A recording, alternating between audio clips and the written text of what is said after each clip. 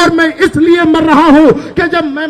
इसलिए हंस रहा हूं कि जब मैं फांसी के फंदे पे चढ़ जाऊं और मैं मर जाऊं और मेरी लाश जब इस मिट्टी को लगे और मां भारती को लगे, तो इसलिए हंस रहा हूं कि जब मैं मां भारती के गोद में जाऊं तो हंसते हंसते मां भारती के गोद में जाऊं और मां भारती के गोद में मुस्कुराते हुए जाना चाहता हूं। इसलिए कि देवी माता के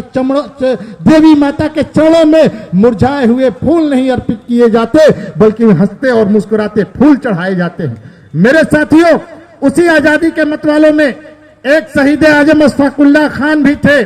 जब उनको फांसी की सजा मुकर्रर हुई, अंग्रेज जेलर आया और उनको लेकर के चलने लगा। फांसी की सजा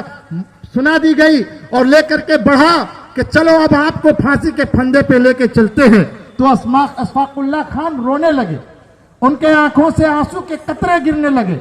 उस स्वतंत्रता संग्राम सेनानी के आंखों से जब आंसू के कतरे गिरने लगे तो अंग्रेज जेलर ने कहा, अशफाकुल्लाह खान, क्या मौत से डर गए? क्या मौत के डर से तुम रोने लगे? क्या मौत के डर से तुम आंसू बहाने लगे? तो अशफाकुल्लाह खान ने अपने आंसुओं को पोंछ करके उस अंग्रेज जेलर को ललकार करके कहा कि सुनो, मैं मौत के डर से नहीं रो रहा हूं, मैं मुसलमान हूं और मेरे मजहब में एक ही बार जन्म मिलता है। हमारा अकीदा है कि हमारा दूसरा जन्म नहीं हो सकता है। तो मैं इसलिए रो रहा हूं कि काश अल्लाह ताला मुझे दूसरी बार पैदा करता और मैं फिर दूसरी बार इस देश के सम्मान के लिए अपने जान को कुर्बान करता और हंसते हंसते फांसी के फंदे पे चढ़ जाता।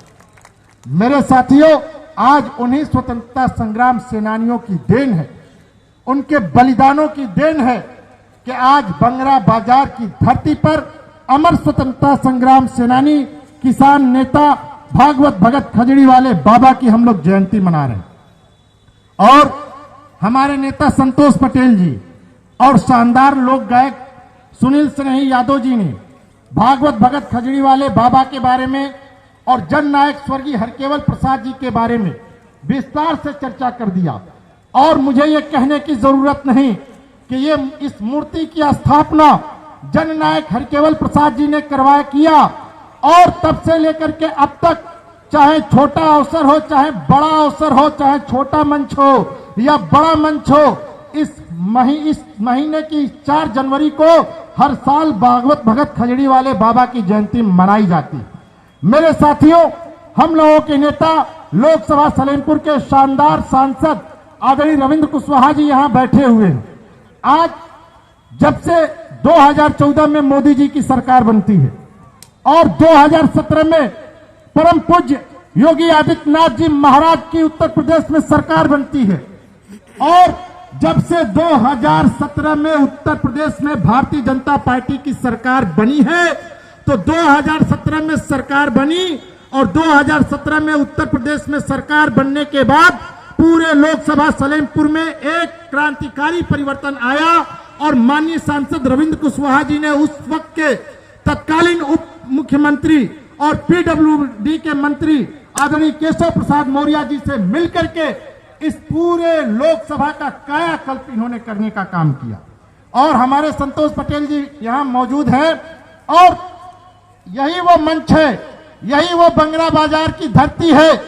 कि बंगरा बाजार की इस पावन और पवित्र धरती पर हम लोगों के नेता, भारतीय जनता पार्टी के शानदार वक्ता और उत्तर प्रदेश के शानदार उप मुख्यमंत्री, पिछड़ों के नेता आदरणीय केशव प्रसाद मौर्य जी तशरीफ लाए थे और उनके छोटे भाई जयनाथ कुशवाहा जी ने 54 सड़कों की लिस्ट का डिमांड इसी धरती से किया था और तत्कालीन पीडब्ल्यूडी के मंत्री केशव प्रसाद मौर्य जी ने कहा कि जितने हमारे पीडब्ल्यूडी के कर्मचारी और अधिकारी हैं, मैं उनको इसी मंच से निर्देशित करता हूं कि सारी सड़कों का एस्टीमेट बना करके भेजे और मैं सबको स्वीकृति प्रदान करने का काम करूं। और मेरे साथियों, आप लोगों के नेतृत्व में, चाहे वो सलेमपुर विधानसभा हो, चाहे वो भाटपरानी की विधानसभा हो, चाहे वो बेलथरा की विधानसभा हो, चाहे वो बासडी की विधानसभा हो, चाहे वो सिकंदरपुर की विधानसभा हो, आज हर विधानसभा में 2 लेन और 4 लेन सड़कों का जाल बिछा है। लेकिन 2017 में आदरणीय मुख्यमंत्री जी की सरकार बनी, लेकिन इस भाटपरानी में भारतीय जनता पार्टी की सरकार नहीं बन पाई। जब